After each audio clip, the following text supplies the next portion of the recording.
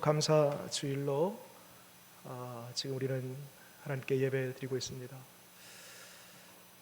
이 맥주 감사 주일이 있기까지의 그 역사적인 그 과정을 좀 살펴보면은 다음과 같습니다. 여러분, 예수님 시대 때 이스라엘의 그 절기가 되면 사람들이 그 예루살렘에 사는 사람들뿐만 아니라 그 디아스포라라고 해서요, 각 지방, 각 나라에 흩어졌던 사람들이 다 모입니다. 예수님 시대에 예루살렘에 약 60만 정도의 사람들이 살았습니다. 그런데 절기가 되면 이 디아스포라들이 모이기 시작하는데요, 얼마 정도로 모이냐 봤더니 약 4배 정도, 그러니까 60만 정도가 있고 4배 정도 되니까요, 약 240만에서 250만 정도가 절기 때 이 예루살렘으로 모입니다. 뭐 하려고? 제사 지내기 위해서. 그래서 그 예수님과 동시대를 살았던 요세푸스라는 역사학자가 있습니다. 그가 쓴 기록에 따르면 절기 때 양을 잡는데 당시 예수님 시대 때에 양을 잡았던 그 마리 수가 약 200만 마리에서 250만 마리 정도 되었다라는 기록이 있습니다.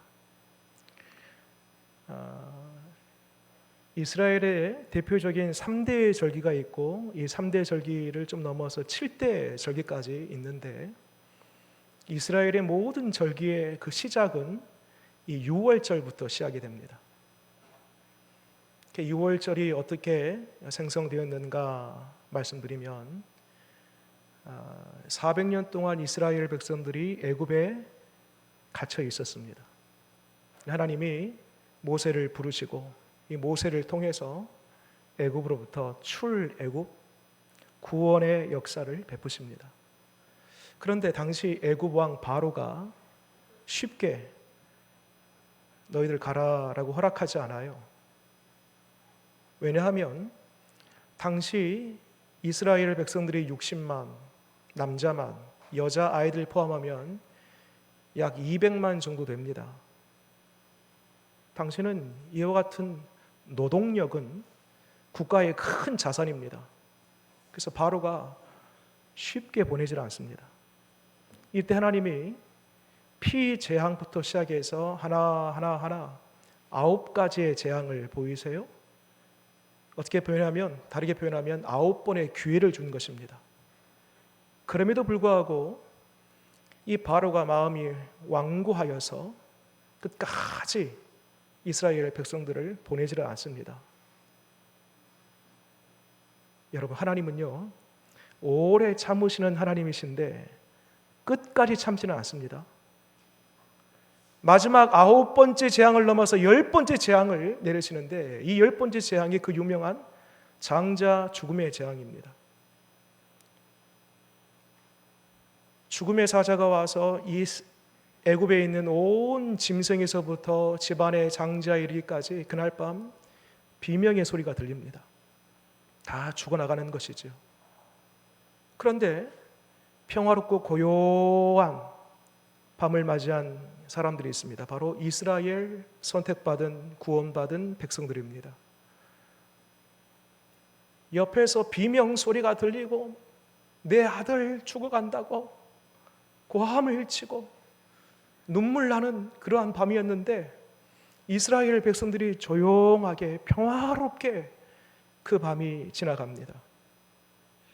그 비결을 성경에서 보니까요, 이미 모세에게 말씀해 주셨습니다. 죽음의 사자가 올 것인데 너희가 이와 같이 하면 죽음의 사자가 6월 넘어가리라. 어떻게 하는가 봤더니 어린 양을 잡으라, 그리고 그 피를 임방과 문설주에 바르라. 그리하면 그 피를 보고 죽음의 사자가 넘어가리라.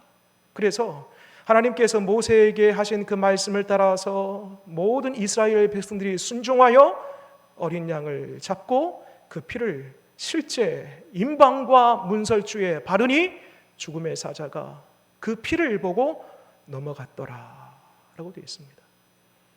여러분, 질문 한번 드려볼게요. 그 피를 누가 발랐을까요? 모세가 발랐을까요? 이웃집 아저씨가 발랐을까요?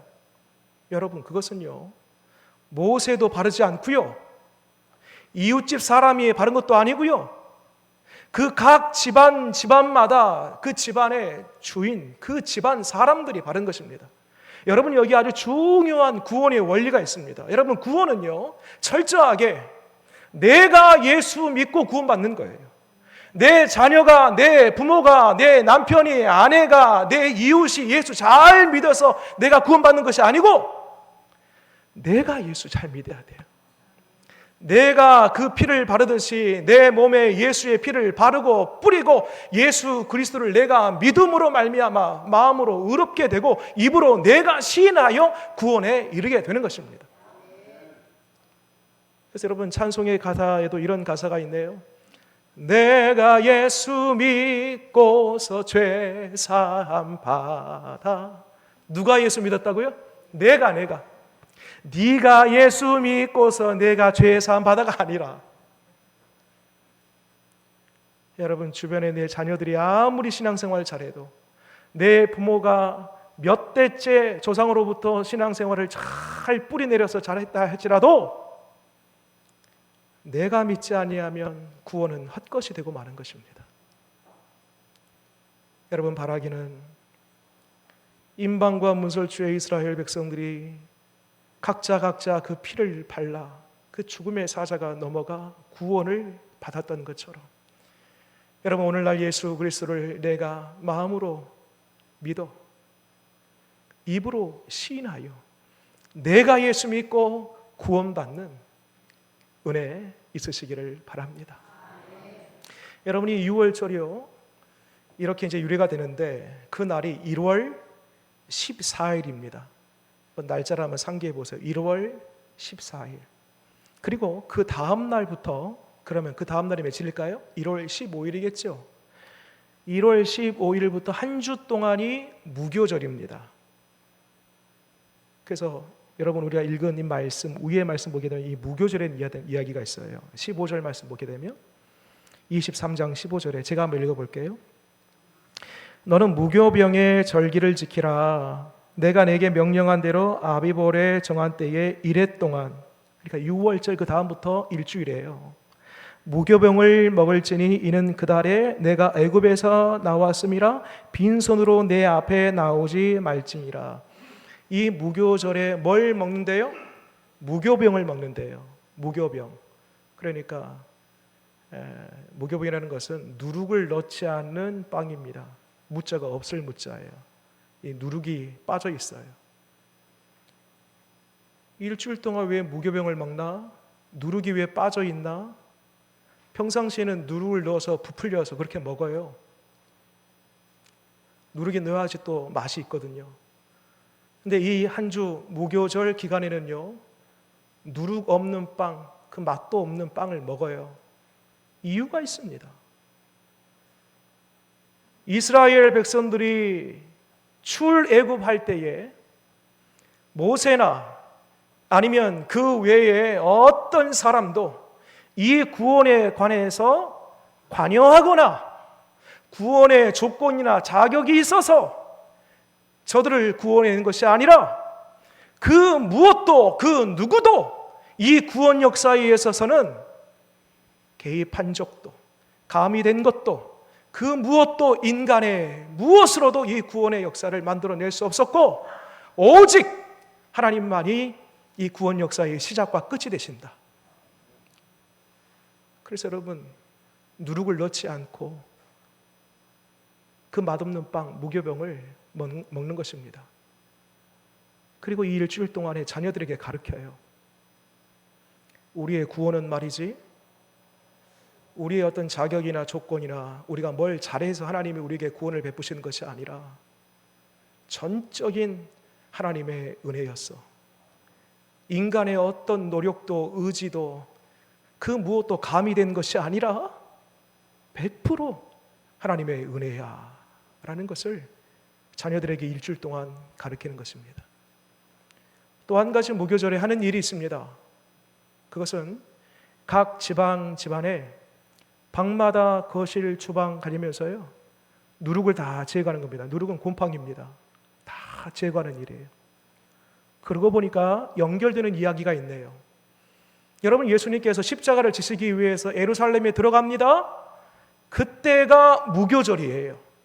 그리고 예수님께서 가장 먼저 하신 일이 뭐예요?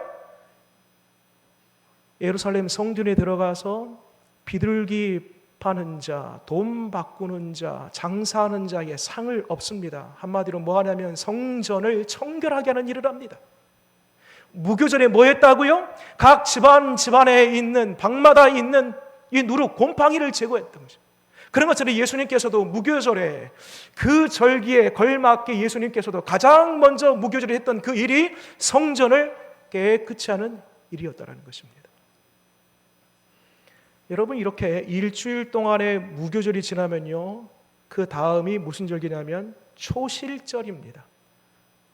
처음으로 열매가 맺히는 절기예요. 추수하는 건 아직 멀었습니다.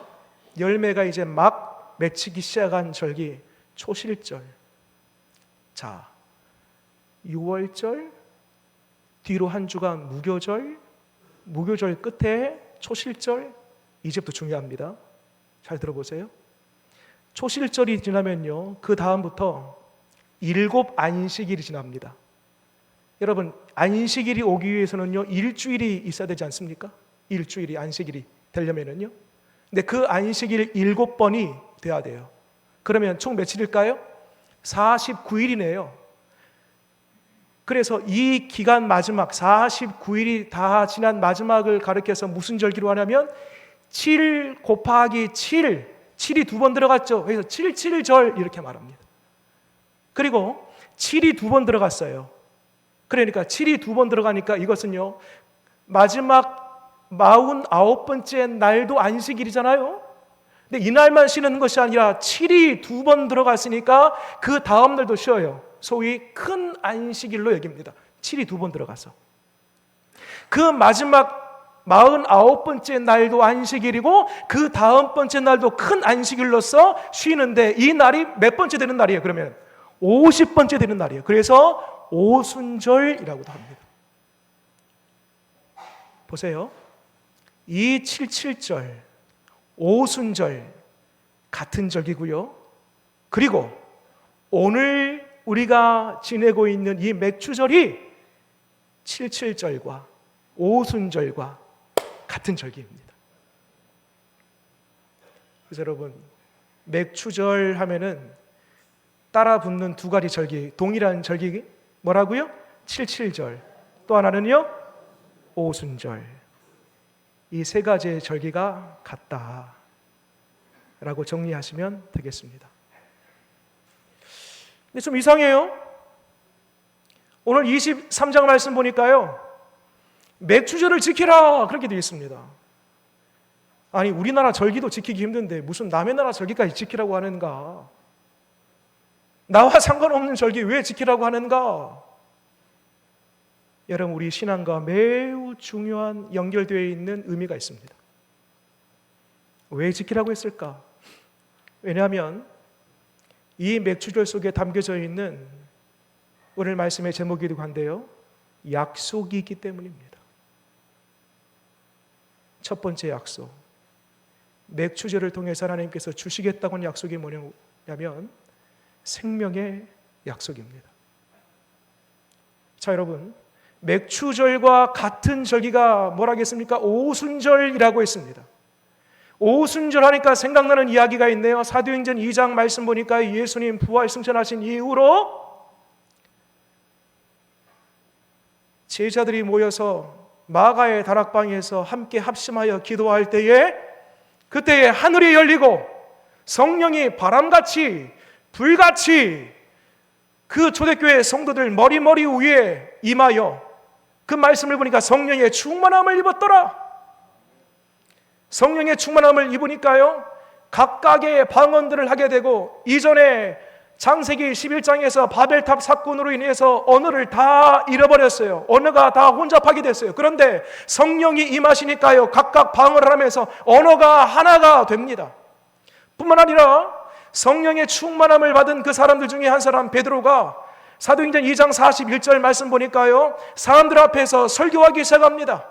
성령의 충만함을 받고 성령의 말하게 하심을 따라 설교를 하니까 그날 구원받은 사람들의 수가 3,000이나 더했더라. 말하자면 오순절은 곧 생명의 역사가 나타나는 절기예요. 몇 명 구원받았다라고요? 3,000명. 한편 여러분, 장자의 죽음 앞에 설교 소두에 말씀드렸던 출애굽 직전의 마지막 장자의 죽음 이후에 이제 본격적으로 출애굽 여정이 시작됩니다. 그로부터 50일이 지난 다음, 오순절이죠. 최초의 오순절이죠. 장자의 죽음 이후 출애굽 발을 딱 떼면서부터 50일 딱 되었을 때 무슨 일이 있었냐면요, 이스라엘 백성들이 시내 산 아래에까지 다다랐습니다. 그러니까 모세는 시내 산 꼭대기에 올라가서 하나님과 독대합니다. 이때 하나님께서 모세에게 친히 쓰신 하나님의 율법을 모세에게 안겨주십니다. 그리고 그 율법을 가지고 산 밑으로 내려와 보니까 산 아래의 풍경이 어때요? 있을 수 없는 일이 벌어집니다. 금부치들을 다 모아가지고요, 어떻게 만들었는지 이것을 금송아지 모습으로 다 만들어 놓고, 이것이 우리를 여기까지 인도하신 하나님이다 라고 우상 숭배에 빠져 있는 것 아니겠습니까? 나중에 이것을 다 갈아 마시게끔 하고 네이 족속에 의해서 당시 죽임을 당한 사람들의 수가 몇 명이냐면요, 3,000명입니다.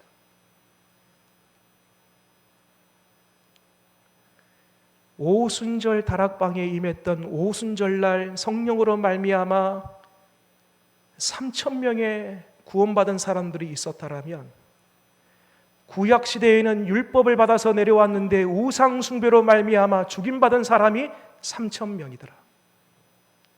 동일하게 50일 되는 날이에요, 구약이나 신약이나. 그러나 극명한 차이가 뭐냐면, 율법 아래서, 율법을 통하여서, 율법 아래서는 결국 그것이 끝입니다. 죽음이. 그러나 신약 시대에 그 위에 임하신 성령으로 말미암아 임했던 그 오순절의 날은 생명의 역사가 나타나는 것입니다. 여러분, 특별한 날, 특별한 하나님의 은혜가 있습니다. 여러분, 오늘 우리는 맥주 감사 주일로 우리는 지킵니다. 오늘 특별한 이 절기, 이 특별한 날, 특별한 이 시간에 죽어버린, 잃어버린 우리의 영혼이 되찾아지고 다시 소생함을 얻는 생명의 역사가 오늘 이 예배 가운데 일어나기를 바랍니다. 그것이 바로 이 맥주절에 하나님께서 주시겠다고 하는 첫 번째 약속입니다. 두 번째, 첫 번째 약속이 생명의 약속이었다라면 두 번째로는요, 소망의 약속입니다. 무슨 소망인가?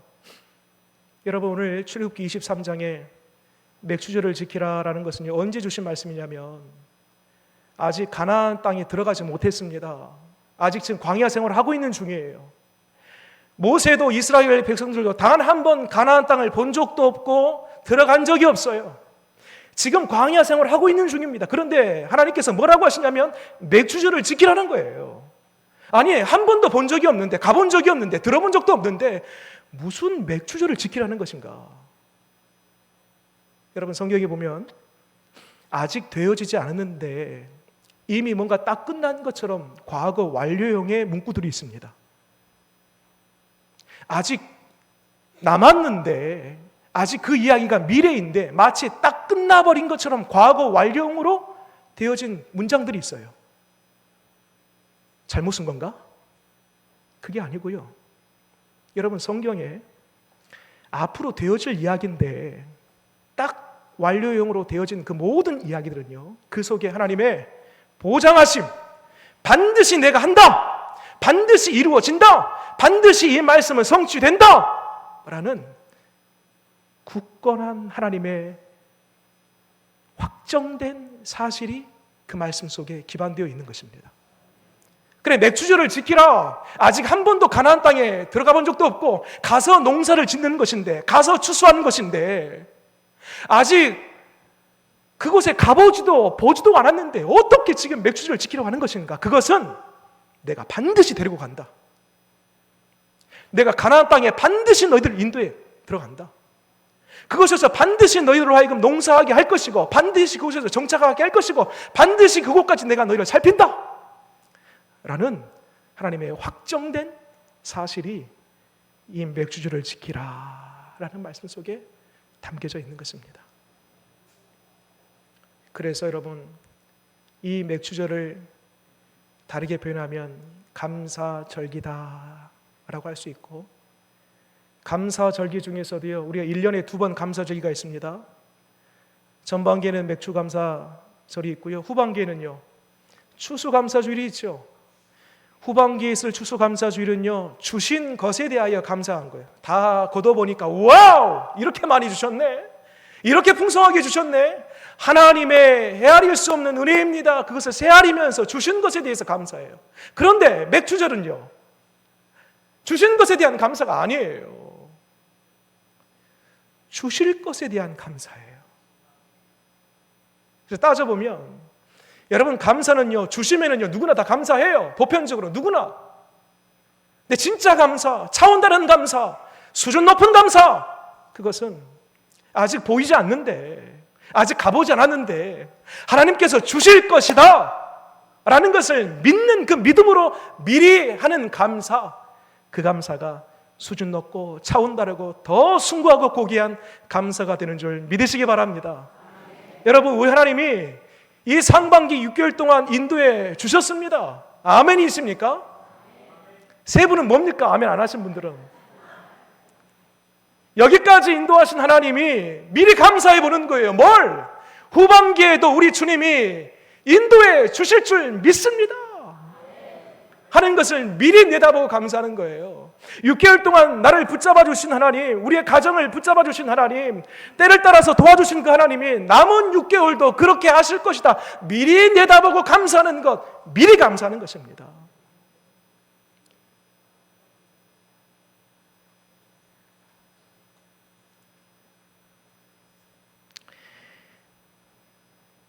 빌립보서 4장에 이런 말씀이 있어요. 아무것도 염려하지 말고 오직 모든 일에 기도와 간구로 너희 구할 것을 하나님께 감사함으로 아뢰라. 아무것도 염려하지 말고 라는 것은 뭐가 전제됐냐면 염려하고 있다라는 거예요. 여러분, 우리 주님이 정말 친절하세요. 따뜻하세요. 다 알고 계세요. 우리가 눈 뜨면 염려, 눈 감으면 염려, 늘 염려에 둘러싸여서 살아가고 있는 인생임을 우리 주님이 잘 알고 계세요. 그래서 아무것도 염려하지 말고, 이 말씀 속에는요 주님의 따뜻한 내가 다 알고 있어 라는 주님의 마음이 담겨져 있는 것입니다. 아무것도 염려하지 말고 오직 모든 일에 기도와 간구로, 한마디로 염려가 찾아올 때 뭐하라고 하냐면 기도하래요. 기도하는데 중요한 기도의 조건이 있습니다. 뭐 하는가 봤더니 감사함으로 아뢰라. 감사함으로. 아직 염려가 있어요. 근데 어떻게 감사해요? 아직 문제가 풀리지 않았어요. 그런데 어떻게 감사해요? 네, 감사하라는 거예요. 그러면 빌립보서 4장 7절 말씀에 그렇게 아직 해결되지 않았음에도 불구하고, 여전히 문제가 있음에도 불구하고 감사했더니 어떤 결과가 생기는가 봤더니 그리하면 모든 지각에 뛰어난 하나님의 평강이 그리스도 예수 안에서 너의 마음과 생각을 지키시리라. 여러분, 어떤 사람들은 똑같은 상황, 똑같은 사건, 똑같은 일인데 한 부류의 사람은요 끊임없이 불평해요. 심지어는 좋은 일도 불평해요. 불평을 달고 살아요. 그런데 한 부류의 사람은요 똑같은 일인데도 잠깐 멈춰서 생각합니다. 그리고 마침내 감사로 시작하여서 감사로 마무리를 짓습니다. 그 사람은 늘 감사를 달고 살아요. 그의 입술은 항상 감사의 입술이에요. 똑같은 일, 똑같은 사건인데 어떻게 한 부류의 사람은 끊임없이 불평, 한 부류의 사람은 끊임없이 감사인가? 중요한 차이점이 있습니다. 뭐냐면 여러분, 어려운 일을 당할 때에, 문제를 만날 때에, 도무지 내가 내 인력으로 감당할 수 없는 그런 어려움을 만날 때에 우리는 기본적으로 본성적으로 불평이 나옵니다. 그런데 스탑! 불평하기 전에 먼저 생각하십시오. 생각하는 거예요. 뭘 생각하냐면, 그렇지, 지금 이 문제, 이 아픔, 이 상처 도무지 설명도 안 되고 해석도 안 되지만 하나님의 뜻이 있을 거야. 분명 하나님의 뜻이 있을 거야. 이것도 필요하니까 하나님 나에게 주시는 거야. 이를 통하여 하나님은 반드시 좋은 길을, 반드시 나를 가게 하실 거야. 생각하는 거예요. 여러분, 그래서요, 감사는요 탁월하는 게 아닙니다. 감사는요 내가 의식적으로 생각하고 생각하면서 찾아내는 거예요. 감사는 만들어지는 것입니다.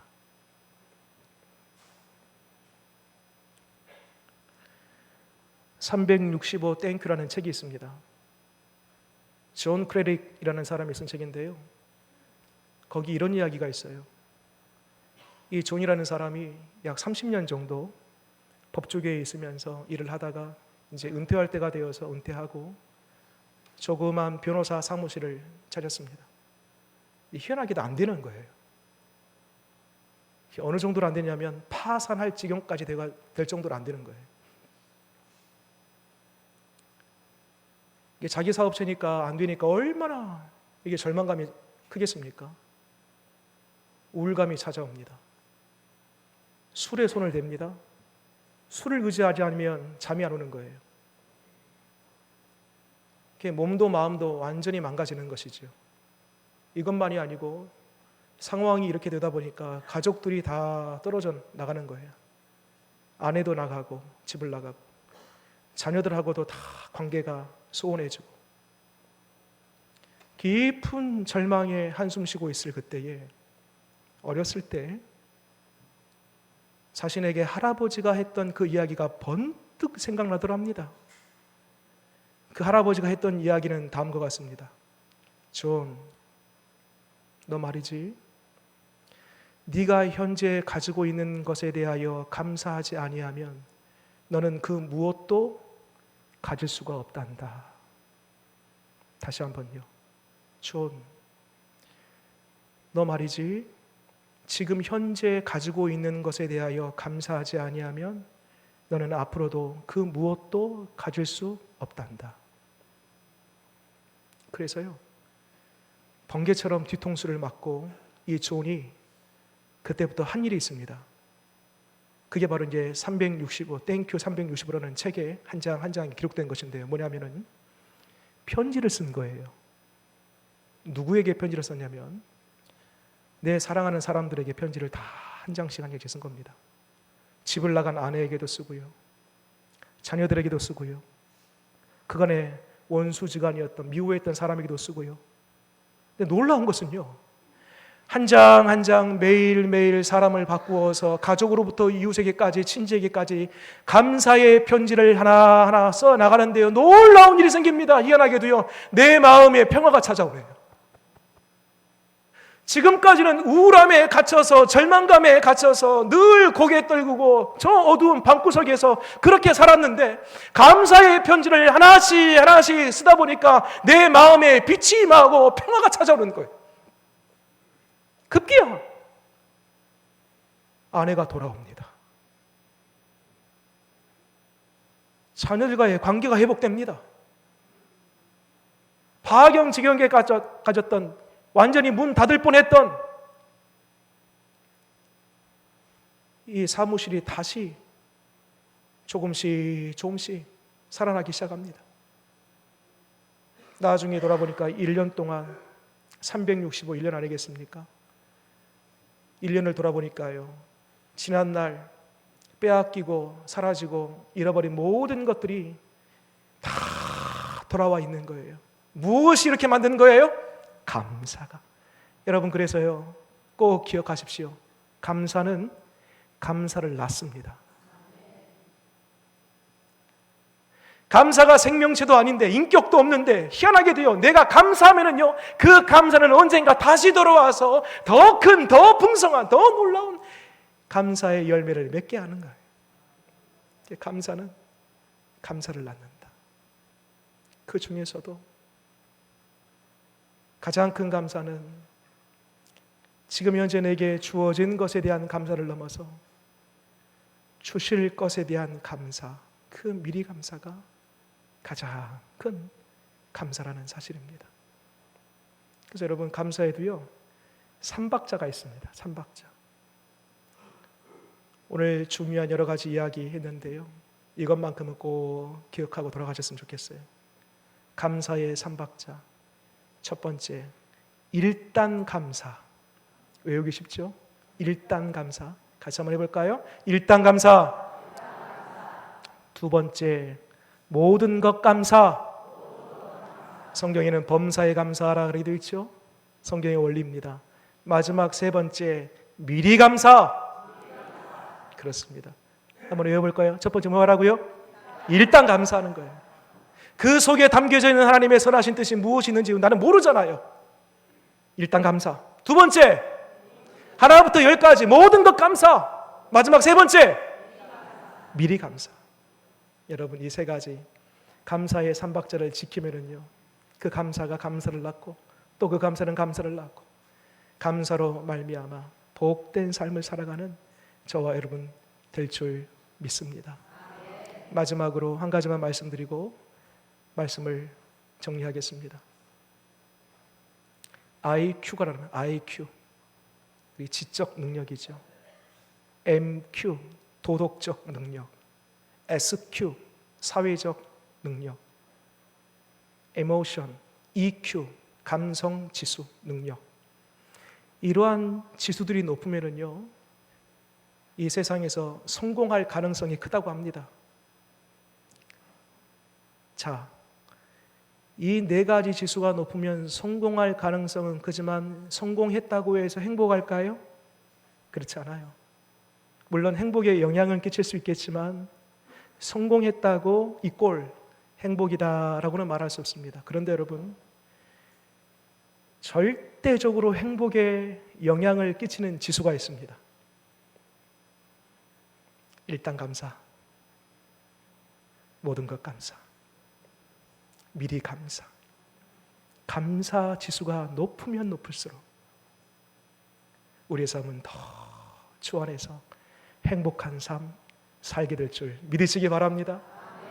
그래서 오늘 맥주절 안에 담겨져 있는 두 가지 약속, 생명의 약속과 내일의 소망의 약속, 이 두 가지 오늘 우리가 예배를 드리면서 그 약속대로 우리 삶 가운데, 가정 가운데 이루어지는 복된 이 한 달 되시기를 바랍니다. 기도하겠습니다.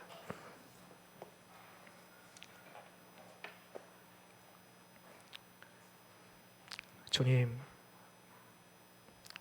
일단 감사합니다. 이것도 저것도 하나부터 열까지 모든 것 감사합니다. 지금까지 주신 것처럼 앞으로도 주실 것 믿음으로 바라보면서 미리 감사합니다. 주님, 우리에게 이 감사의 마음, 감사의 입술이 끊어지지 아니하도록 도와주시고 감사가 감사를 낳는다라는 이 원리를 따라 매일매일 생각하고 또 생각하여 어려운 일을 당할 때에도 뭔가 뜻이 있겠지. 감사합니다. 그렇게 감사할 수 있는 우리 되게 하여 주옵소서. 예수님 이름으로 기도드립니다.